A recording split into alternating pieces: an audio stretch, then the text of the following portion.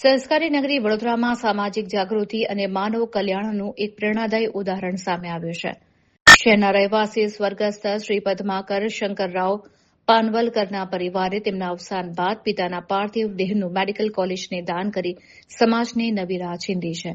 મૃતકના પુત્રએ મીડિયા સાથેની વાતચીતમાં જણાવ્યું હતું કે તેમના માતા પિતાએ વર્ષ 2016માં સ્વેચ્છાએ દેહદાન કરવાનો સંકલ્પ કર્યો હતો અને તે માટેના ફોર્મ પણ ભર્યા હતા.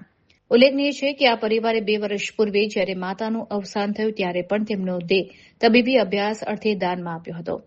ગઈકાલે રાત્રે પિતા પદ્માકરભાઈનું અવસાન થતાં પરિવારે શોકની આકરી ઘડીમાં પણ વિચલિત થયા વગર પિતાની અંતિમ ઈચ્છાને માન આપી તેમનો દેહ વિધિવત રીતે મેડિકલ કોલેજને સોંપ્યો હતો.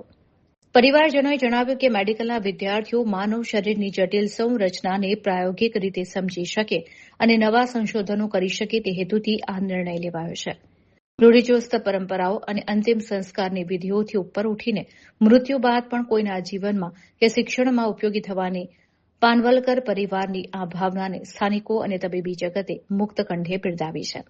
આ ઉમદા કાર્ય વડોદરામાં દેહદાન પ્રત્યે જાગૃતિ ફેલાવવામાં મહત્વનું સાબિત થશે.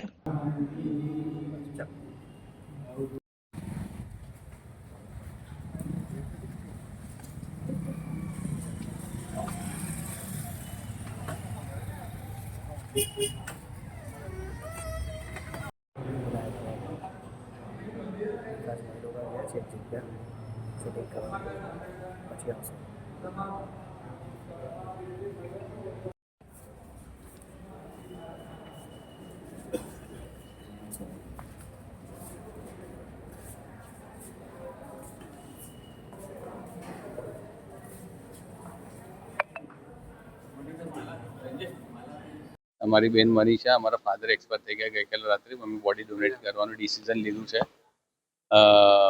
2016માં જ મારા ફાધરે અને મારા મધરે ફોર્મ ભર્યો હતો. મારા મધર 2 વર્ષ પહેલાં એક્સપાયર થયા, એમની પણ બોડી ડોનેટ કરી છે અને મારા ફાધરની આજે બોડી ડોનેટ કરી છે. મેડિકલ કોલેજમાં કામ લાગે એના માટે અમે આ ડિસિઝન લીધું છે. અને આ પ્રોસેસ મને બહુ પહેલાંથી ખબર હતી, એટલે અમે આ સ્ટુડન્ટને ભણવા માટે કામ લાગે એટલે બોડી ડોનેટ